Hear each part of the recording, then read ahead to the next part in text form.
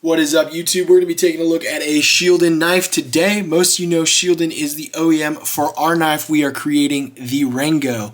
We got the prototypes in, and Shieldon was kind enough to send along some of their own knives. So we're going to go ahead and dive into this knife right here. Before we go too far, though, I want to say thank you to anybody who's already liked and subscribed to our channel. If you haven't, feel free to hit that subscribe button down below. And then head over to Instagram and follow us at WorkKnifeBalance939. Great way to communicate with us. Let us know what you want to see. Send us a knife and we'll send you back a sweet sticker with your knife after we're done. But let's go ahead. Let's get started. All right. Getting into this Shieldon knife right here. I already went ahead and opened it up and kind of looked at it a little bit because I was really curious when these came through. So this is going to be the Shieldon Hierophant knife. It is going to be designed by Matthew Skamansky. It's going to be 154 cm. Comes in that nice little box over there. You also get this really nice, it's a belt clip. So you've got a pocket pouch to put on your belt clip right there. Yeah, I like that. It's kind of nice, especially if you want to be able to have it carried as on a backpack or somewhere with a molly clip or on your belt. You can definitely do that. As usual, knives from China come with a lot of oil on them, so we're going to go ahead and rub some of that off and get that out of there. But let's go ahead and look at the Hierophant. Ooh, that is a sweet blade. That is a really nice slicey belly for sure. That is really good. I like the ergos on this. The jimping, wow, right off the bat, you cannot miss that. That is plentiful jimping, and it is good jimping too. They did not miss out on anything there. That is really nice. I like that. All right, before we go too far, let's get some measurements.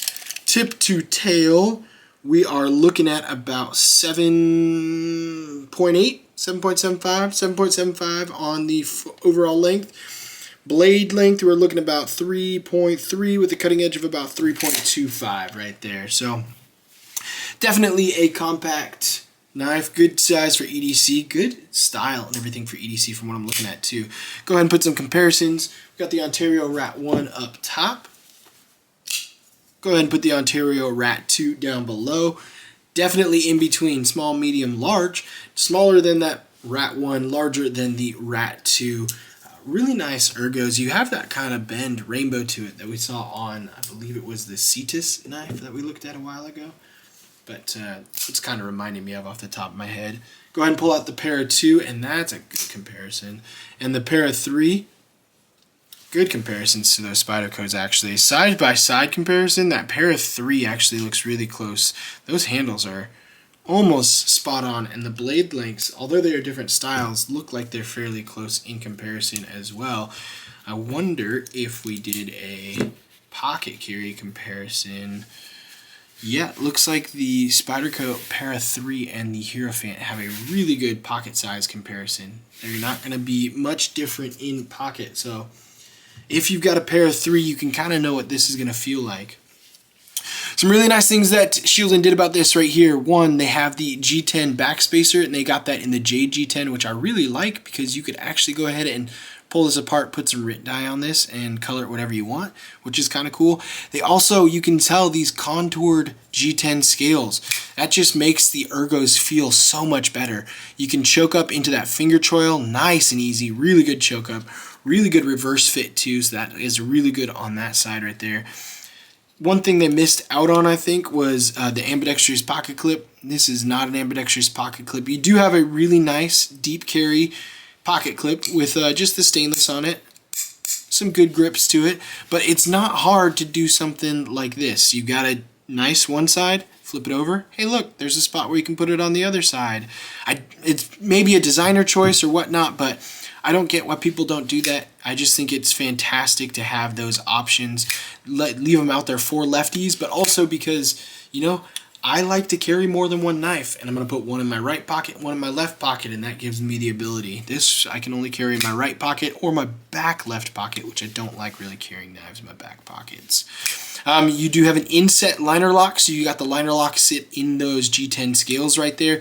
That's nice because it kind of narrows out the blade overall too, so you don't have to worry about the thickness. Thumb stud, nice, good action on that thumb stud there. Reverse, yep, reverse is out too, and that flipper is phenomenal. That is a really nice flipper. I like the thumb stud on there too. We are sitting on 154 cm. I don't know if we can see it in there. 154 cm right there. So you've got a kind of mid-grade steel there. This is 154 cm, 14C28, hand in hand in my opinion. One's going to be a little bit harder, a little bit more toughness. The other one's going to have a little bit better edge retention. So they're two of the easiestly most comparable steels, and I think they kind of go right there together. So the Hierophant is sitting in with 154 cm. You can't really go wrong with that. This comes in at a pretty price of about 75 bucks. I think they're $73.99 on Amazon. You can pick them up on Shieldon's website as well.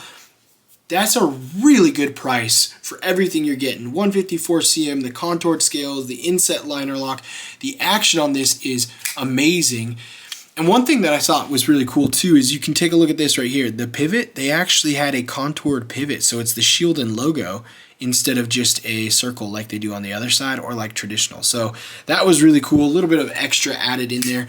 Just designs features that look really great as well. Yeah, I thought that was pretty cool. So for 75 bucks, I don't think you can go really wrong with this. We're going to go ahead and pop a link below if you want to go ahead and take a look and pick one up for yourself. Any of those Amazon links, if you follow, they do support the channel, and we greatly appreciate any of the support that you can give to us. This has definitely put a little bit more confidence in Shieldon in me.